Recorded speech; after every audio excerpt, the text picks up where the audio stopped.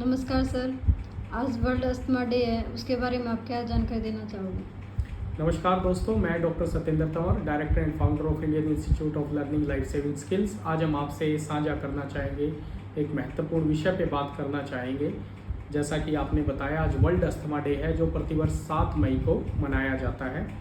Asthma के बारे में कई मिथ्स और मिसकंसेप्शंस हैं सोसाइटी के अंदर, उसके बारे में हम बेसिक्स के बारे में बात करना चाहेंगे। अस्थमा जब शब्द आता है तो उसको सुन के लगता है कि ये किस उम्र की बीमारी है। तो अस्थमा किसी भी उम्र में स्टार्ट हो सकता है। ये छोटी उम्र के बच्चों में भी हो सकता है, एक अडल्ट्स के अंदर भी हो सकता है और एक बुजुर्ग के अंदर भी हो सकता है। तो ये ऑनसेट डिफरेंट होता है। Childhood onset of asthma childhood में हो सकता है, अडल्ट्स में हो सकता है और कई बार ये लेट एज ग्रुप्स में भी अस्थमा हो सकता है। अस्थमा में एग्जैक्टली होता क्या है? हमारा जो सांस की नली है, सांस का जो हमारा रेस्पिरेटरी सिस्टम है, तो वो डिवाइड है अपर और लोअर रेस्पिरेटरी सिस्टम में। तो हमारा जो लोअर रेस्पिरेटरी सिस्टम है, जिसमें लंग्स आते हैं, लंग्स के अंदर हमारे छोटे छोटे एल्वियोलाइज होते हैं। एल्वियोलाई लंग्स की जो मोस्ट इंपॉर्टेंट फंक्शनल यूनिट है, उसको बोलते हैं एल्वियोलाई, जहाँ जो हवा से भरे हुए हैं। उसके बाद हमारी ब्रोंक्यूल्स आते हैं। ब्रोंक्यूल्स के बाद हमारी ट्रेकिया आती है, सांस की नली जिसको हम बोलते हैं।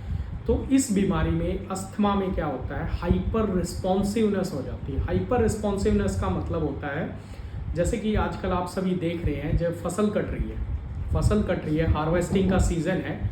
तो इस सीज़न में क्या होता है, इस सीज़न में अभी जो फसल कट रही है, अभी, तो जो भी डस्ट है, जो भी फ्यूम्स हैं, जब हमारे शरीर के अंदर जाते हैं, तो हमारा जो रेस्पिरेटरी सिस्टम है वो हाइपर रिस्पॉन्सिवनेस, मतलब वो रिस्पॉन्स इतना ज़्यादा करता है कि जो हमारा जो ल्यूमन है, जो रास्ता है जो सांस का, वो सिकुड़ जाता है। सांस का रास्ता जो है वो सिकुड़ जाता है और इससे दिक्कत क्या होती है, सांस लेने में दिक्कत होती है। इससे क्या होती है, एयर अंदर तो चली जाती है, इंस्पिरेशन तो हो जाता है, लेकिन जब एक्सपीरेशन होता है, हवा को बाहर छोड़ा जाता है, तो उसमें काफ़ी ज़्यादा दिक्कत होती है और साए साए की आवाज़ आती है, जैसे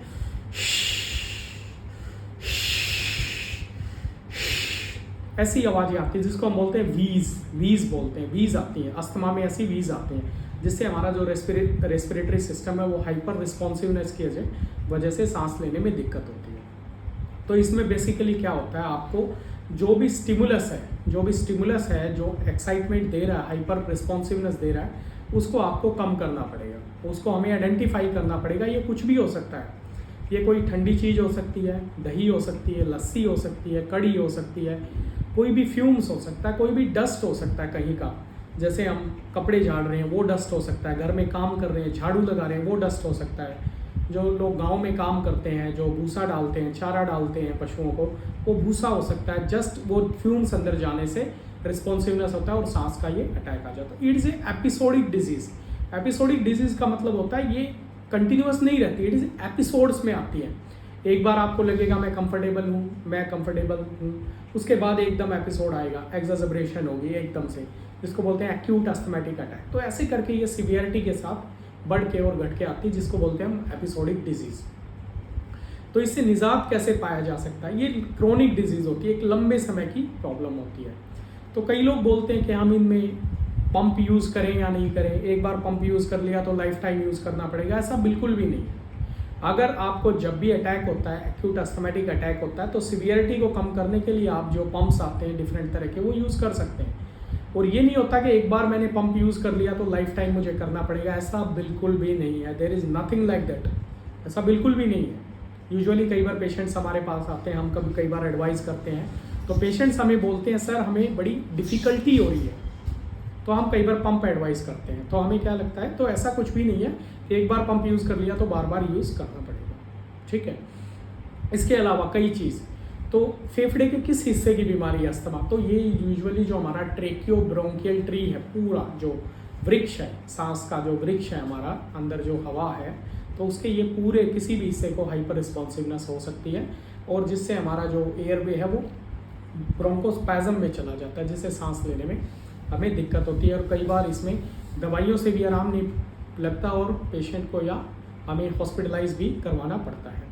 तो इसमें परहेज का बहुत ज़्यादा इंपॉर्टेंस है। जो भी चीज़ें आप आइडेंटिफाई करते हैं कि मेरे को डिफरेंट पेशेंट्स को डिफरेंट स्टिमुलाई से ये इंक्रीज़ होता है, तो उसको आइडेंटिफाई करके हम कम कर सकते हैं।